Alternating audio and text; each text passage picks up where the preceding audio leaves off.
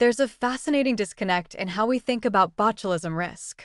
Ask most people about the dangers of botulism, and they'll immediately think of home canning, of grandma's preserved vegetables sitting in the basement.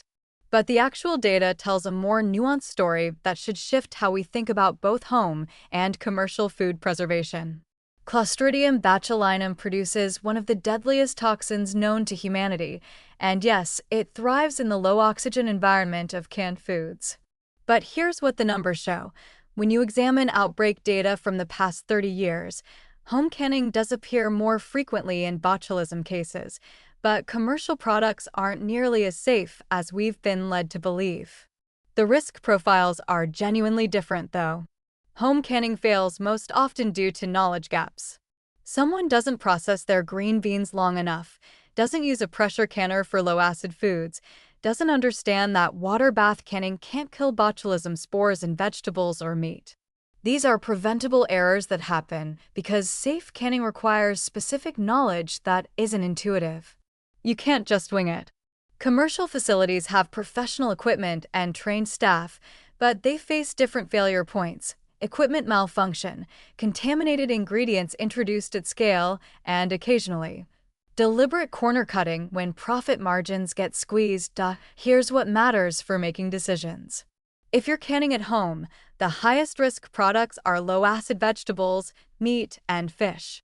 These absolutely require pressure canning, not water bath canning, because botulism spores survive boiling water temperatures.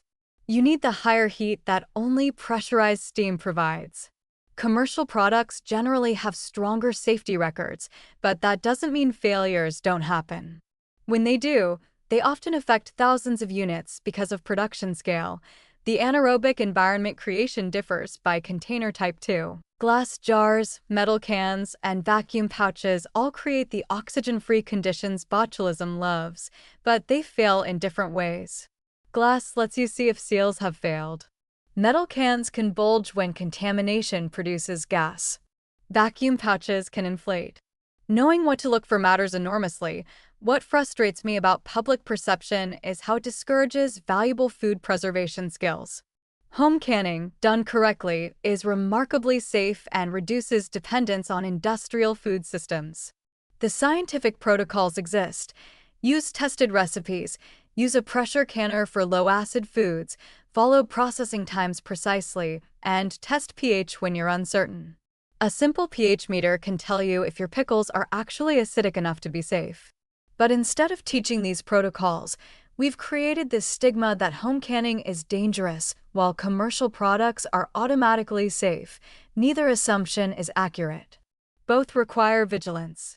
For home canners, education and following proven methods makes the difference between safe and dangerous.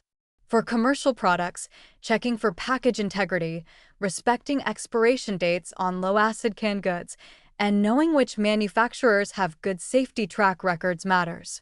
The unfair part is that home canners often exercise more caution than they need while consumers blindly trust commercial products that occasionally shouldn't be trusted.